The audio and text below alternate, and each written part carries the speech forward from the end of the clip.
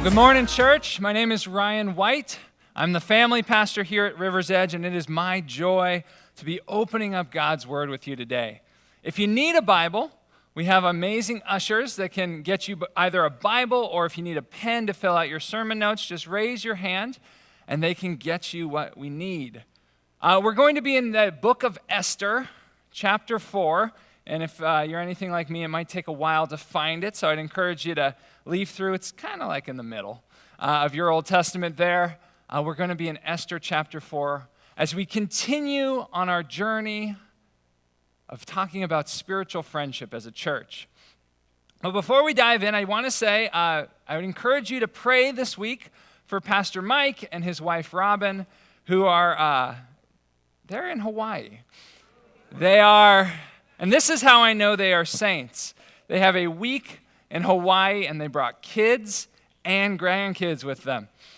Which, if it was me, they're all staying home, just my wife. But Mike and Robin are saints, and I would just pray that you would pray for renewal and restoration as they are enjoying some well-deserved time away. So spiritual friendship. So a couple weeks ago, I contended that spiritual friendship is the secret sauce. It's this essential ingredient in the Christian life that gives us joy for the journey, and that really helps push us forward as we pursue Jesus in greater and deeper ways.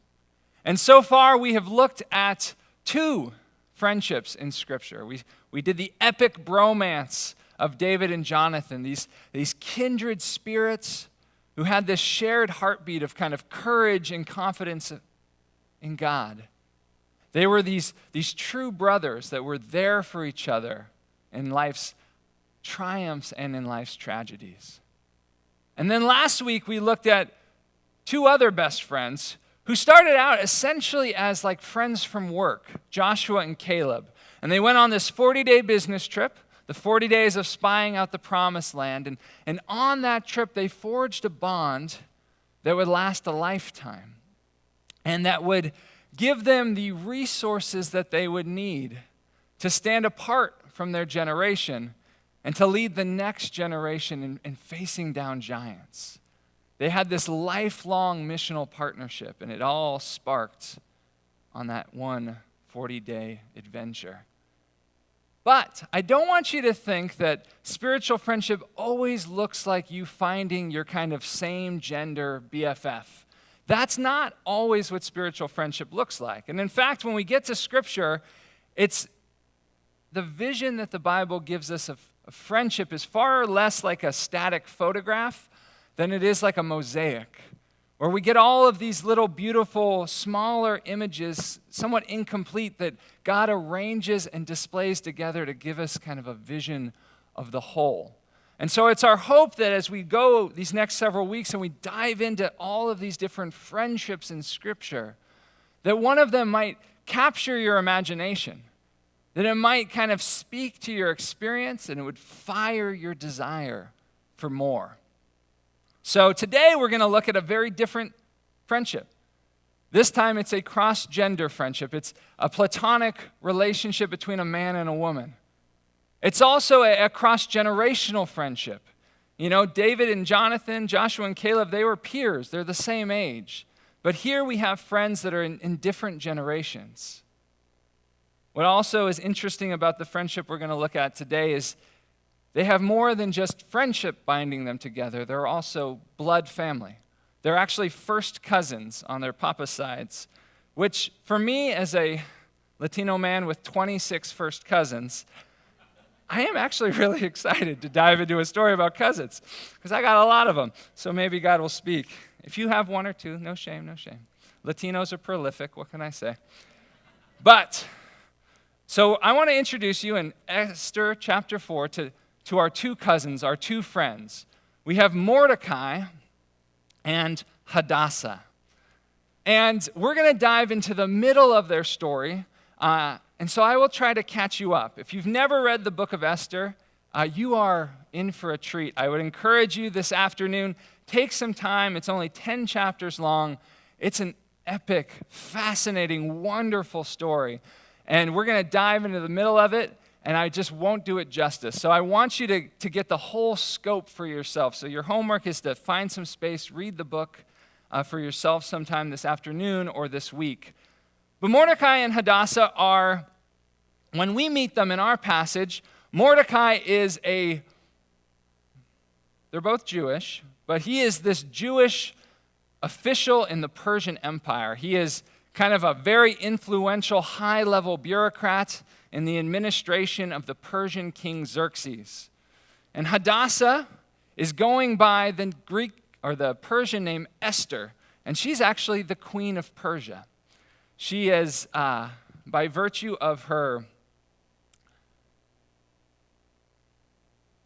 well, Scripture says that she, how do I put this? I'll let Scripture say so I don't get in trouble.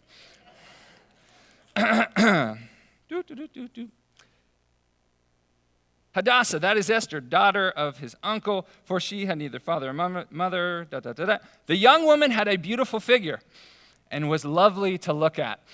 And she uses kind of her attractiveness, her vivacious personality, all of the gifts that God has given her, and she wins what is basically an empire-wide beauty contest. And this beauty contest is kind of like the ancient world's version of The Bachelor, but instead of a ring, at the end of it, you get a crown. And she wins this contest, essentially, and becomes the next queen of Persia. And so we have these two cousins who are these kind of high-powered friends. And we're going to dive into their story. But just a little bit of background, they didn't start here. Hadassah started as an orphan. They both started as children of exile. Their country had been conquered. And they had kind of bound together in the midst of that. They had been displaced 850 miles away from their home into the capital of a pagan empire. And it was their friendship that kind of got them through. They had been knit together as this unit, and God has been walking alongside of them for their whole lives. And the one constant has been this friendship together. And now they're at this place of power and influence. And in our passage, we get a really cool picture of what their relationship is like. And it comes in a moment of disaster. Mordecai discovers essentially a Holocaust that is being planned. He has a political rival, a man named Haman, who hates Mordecai. And to get back at him, he decides to attack his entire people. And he schemes this thing in the name of the king and in the authority of the king to kill every Jew in Persia. And in this moment, it really tests their friendship. And we're going to dive in and see what happens here today. So read with me. We'll be in Esther chapter 4, starting in verse 1. When Mordecai learned all that had been done, he tore his clothes and he put on sackcloth and ashes. Those are the symbols of mourning. And he went in the midst of the city and he cried out with a loud and bitter cry. He's crying out to God, filled with pain and sorrow and distress. And he went up to the entrance of the king's gate, for no one was allowed to enter the king's gate clothed in sackcloth. He can't get into the palace. And in every province, wherever the king's command and his decree reached, there was great mourning among the Jews, with fasting and weeping and lamenting, and many of them lay in sackcloth and ashes. So as we dive into the story, the news has just come down of this planned annihilation of all of Persia's Jews.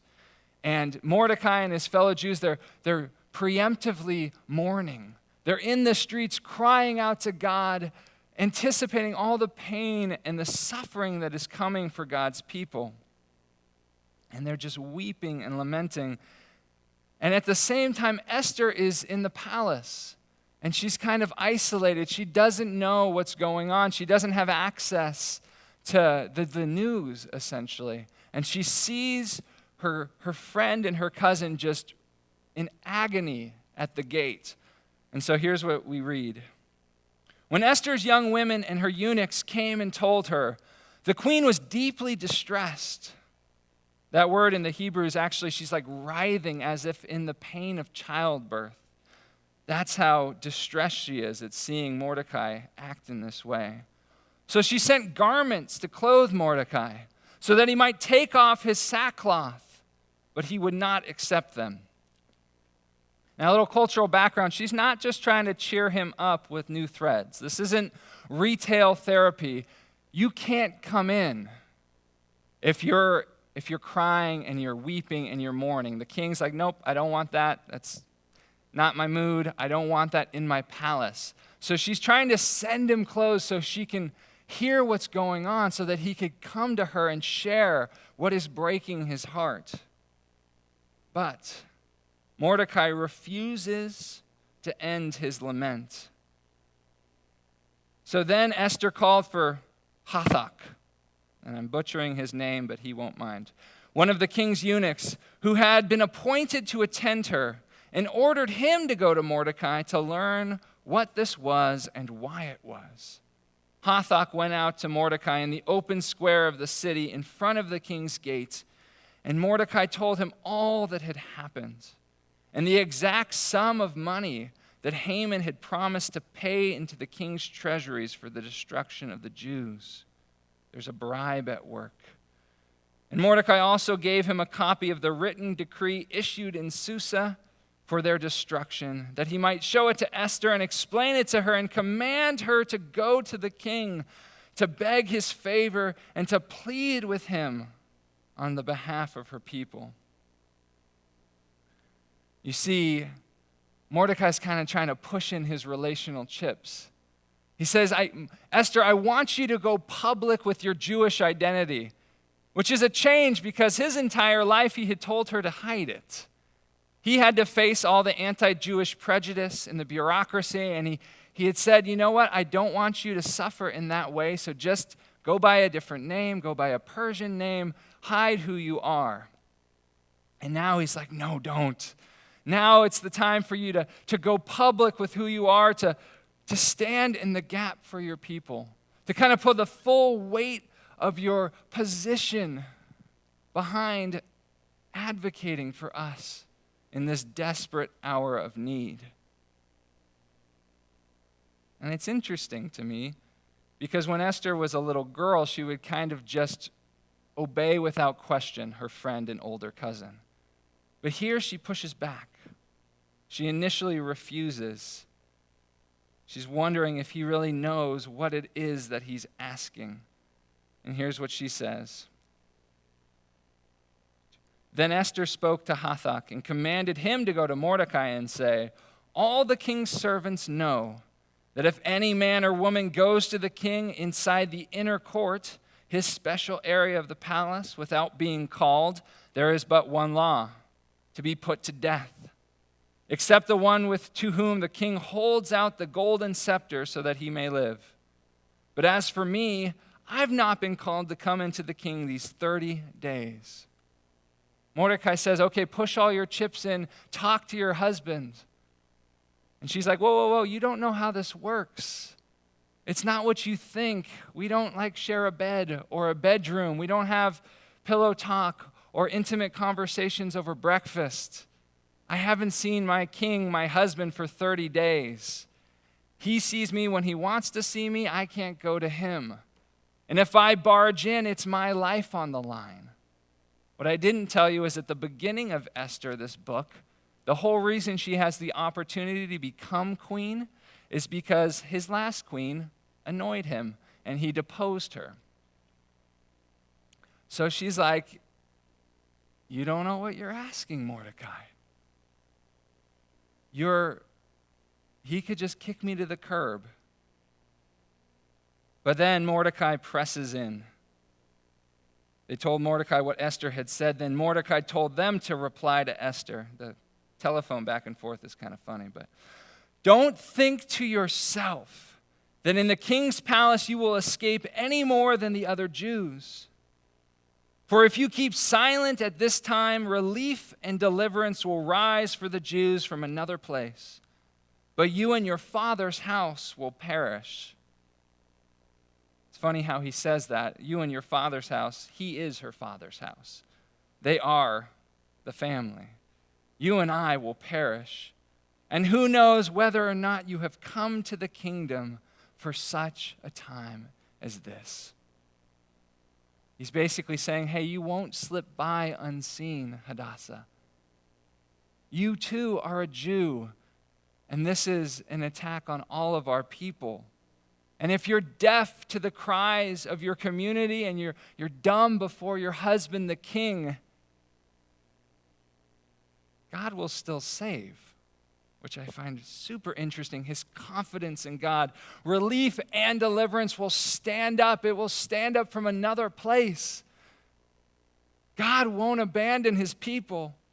His fierce devotion, his steadfast love does not fail. But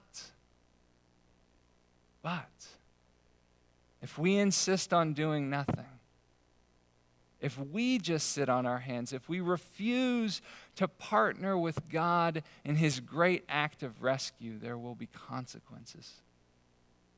People will get hurt, Mordecai says. And very likely those first people will be us. We will be the first victims of this Holocaust. And then he goes with that great line, and who knows whether or not you've come to the kingdom for such a time as this. The Hebrew there is so evocative because it's actually come to the kingdom as you've come to rest your hand upon the kingdom. And it's implying that God is moving and he has placed Esther's hand and she's ready to influence and shape and mold the Persian Empire. He's saying, hey, I know you did a lot to get to the throne, and I'm not downplaying that, but God was moving behind the scenes. He was putting you in a position, and maybe this was why. Maybe so that you could touch and impact, that you could rescue and save, that you could bring the fullness of who you are, your personality, your warmth, your gifts, your talents, your passion, and bring that to the table for God's purposes. So the message goes back to Esther, and I love her reply. It sinks in. Here's what she says. Then Esther told them to reply to Mordecai, "Go, gather all the Jews to be found in Susa and hold a fast on my behalf. Stop eating and do not eat or drink for 3 days, night or day. I and my young women also will fast as you do. Then I will go to the king, though it's against the law. And if I perish, I perish." And Mordecai went away and did everything Esther had ordered him to do. What a boss. If I perish, I perish. Esther's rising to the occasion in epic fashion. And Mordecai knows it. I love how the power dynamics of their friendship kind of flip here. For their entire lives, she's been kind of following the older Mordecai's advice. And now he is following her orders because he knows.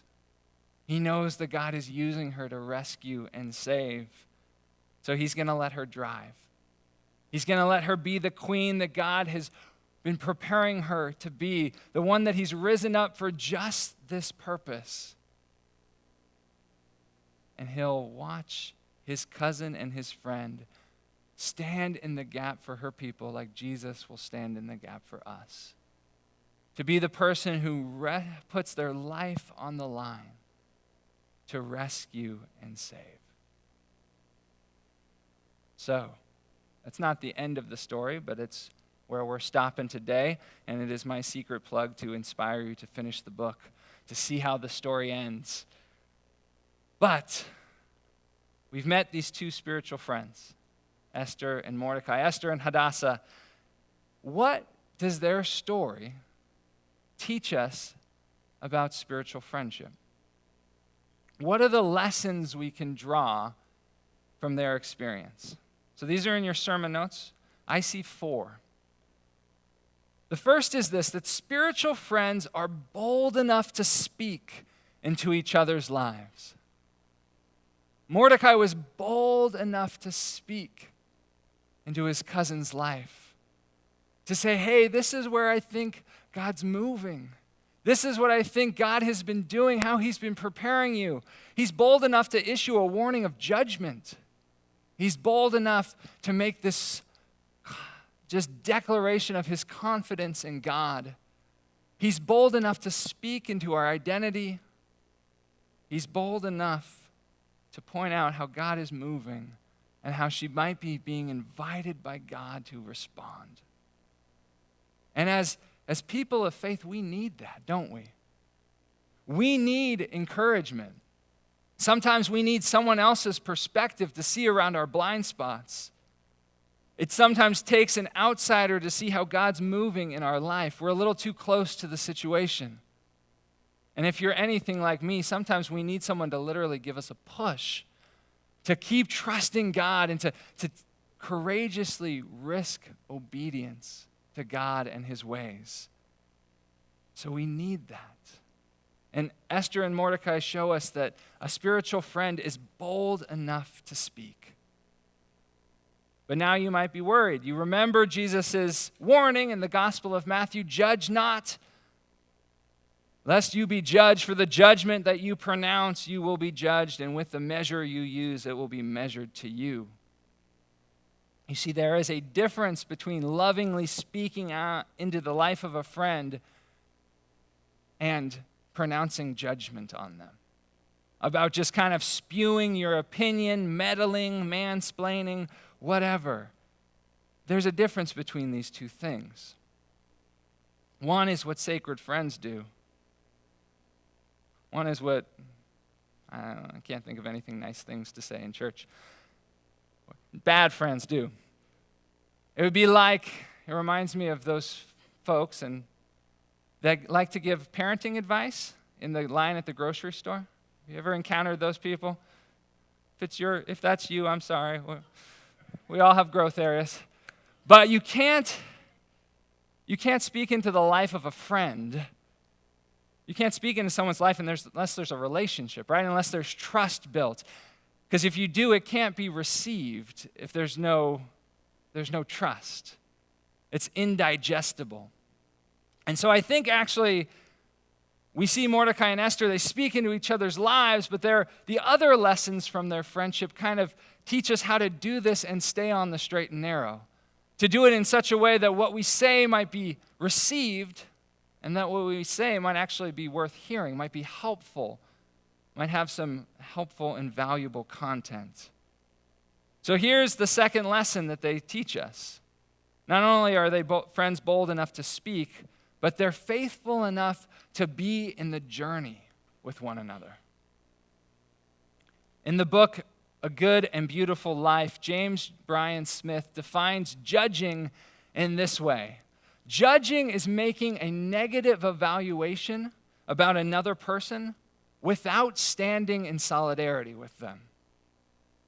It's just saying, that's objectionable, I don't like it, and I'm going to try to change it with condemnation. That's judging. Where what we're called to is spiritual friendship.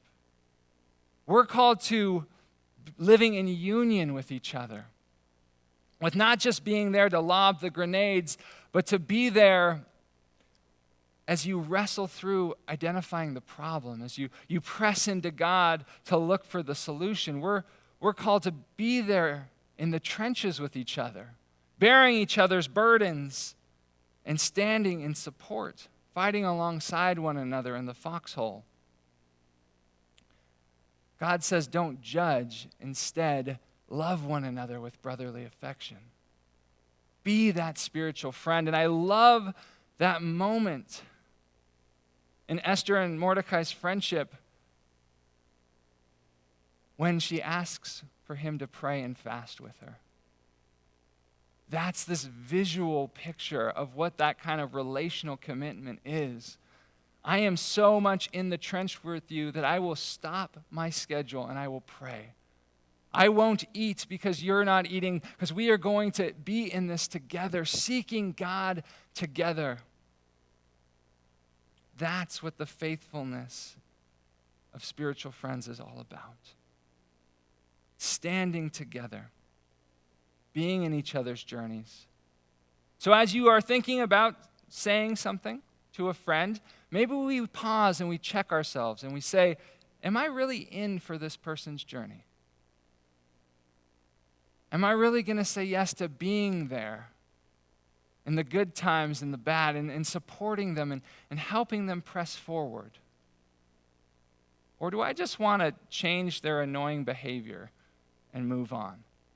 Because let's be honest, maybe you're not like me, but sometimes I don't want the high calling of spiritual friendship. I just want them to stop being so irritating. So, none of you, but, and we have these two options in these moments. We can go in and confront gently, lob the little kind of grenade in and see what happens. And sure, it'll blow up, but it's effective. One of two things happen. People change their behavior or they leave like the church, and either way, they're no longer there to scandalize you. Or there's another option. The other option is to look to find a friend. I think about this. There's maybe some of us in our congregation that are a little bit on the more kind of prudish, conservative side, right? And imagine there's a friend at church who you don't really like the way they dress. It's a little bit too risque. The midriffs are a little too high. The necklines are a little too low. And you're at this point. Do I just kind of say something, gently confront them, or do I take the other path and be a spiritual friend? And I think what God is inviting us to is not to just kind of step into people's lives and say, hey, change this, this, and this. It's to step into someone's life and say, hey, maybe God's inviting me to be a friend. And I want to hear your story. I'm not worried necessarily about changing your behavior. I want to hear your story. I want to hear what God is doing in your life. And maybe in that process, you learn why they do what they do. Maybe you don't. But I think as we choose to love in this way, God will knit our hearts together, and there will be real transformation of both of us as we say yes to this, as we say yes to friendship, as we say yes to being in for the journey. And it's way better than the other option, which is just kind of lobbing condemnation grenades and seeing what happens. Or being so detached from the people that we go to church with that we won't say anything. That's not what we're called to. We're called to be in for the journey. We're also called to be humble enough to persist in prayer. So spiritual friends are humble enough to persist in prayer for their friends, seeking God's insight and strength on their behalf. And this is one of the parts of Mordecai and Esther's story that I find amazing. In the moment of need, Mordecai doesn't just run to Esther and say, hey, can you fix this? First, he runs to God, and he cries out, and he prays, and he mourns, and he laments, and it's out of that prayer time that he then comes and speaks with his friend, with his cousin. Jesus says, ask, and it will be given to you. Seek, and you will find. Knock, and the door shall be opened for you. I think in those moments, God asks us to first pray for our friends before anything else. Invite God into the situation. Because when you do, you'll start to see them differently. You'll start to feel more compassion and less criticism. And I think prayer really helps us accurately assess situations, because it shifts our hearts towards other people, and we're talking to God. We have access to his divine insight and wisdom. And so it's no mistake that it's out of prayer that Mordecai comes to Esther and says, hey, I think this is how God's been moving in your life. I've been praying about this situation. I've been praying about you, and this is what God said. This is the word. Could this be it? He was humble enough to pray. Because ultimately, what our friends need is not us, they need God. And prayer's tough. This is actually, for me, one of the most convicting parts of this passage, because it's a real labor to pray for our friends. to pray for the people that God has put in our lives. Because I just want to kind of go in my own resources and try to fix the situation, give them my advice, give them whatever. And God says, no, pray. Because that'll bring my resources to the table. And that's what they need. That's how you know that you have something meaningful to speak, when you've been talking to me so long about them that my word flows through you to them. So, have you made a new spiritual friend? Great, now pray for them. Pray for them every day. Pray for their needs. Pray for God's strength and wisdom to flow into their life. Pray for insight and courage. Pray that God would show up and that he might use you to be a blessing on their journey. The final lesson from Mordecai and Esther's friendship is this: spiritual friends are wise enough to activate their friends' God-given potential. I think the best part of this whole story is when Esther steps into her own. When she's not just Queen Esther, she's Queen Hadassah. She's the proudly Jewish queen of Persia who is going to put her life on the line for her people. And the beautiful thing is that this was a partnership between her and God. But Mordecai is also there doing what spiritual friends are supposed to do. He's trying to activate her gifts, to say, this is what God's been doing, now go walk in it. And we do need that. We sometimes need someone to equip us and to show us new possibilities for us to walk through those open doors that God has placed in our life. And then once Esther has the courage to walk, I love that Mordecai, he says, okay, I'm going to ride shotgun now. We're going to change the dynamics here. I've been leading for the first 30 years of our friendship. Now I'm following your orders. You set the strategy, you create the plans, you execute them. I am here in your corner because God has raised you up for such a time of this. All of those gifts and this potential, that's what it's for. And I am here, I'm with you. Now go, fly. And it's a beautiful picture of what friends do for one another. They're like this tag team of mutual support. And it's in this moment that Mordecai tags her in and says, you're up, and I'm with you, and I'm behind you, and let's go. So this is their story. Spiritual friends are bold enough to speak into each other's lives. They're faithful enough to be in for the journey. They're humble enough to persist in praying for one another and seeking God's strength and insight. And they're wise enough to try to activate their God-given potential. There's an interesting thing about the book of Esther. It doesn't say the word God in it at any point.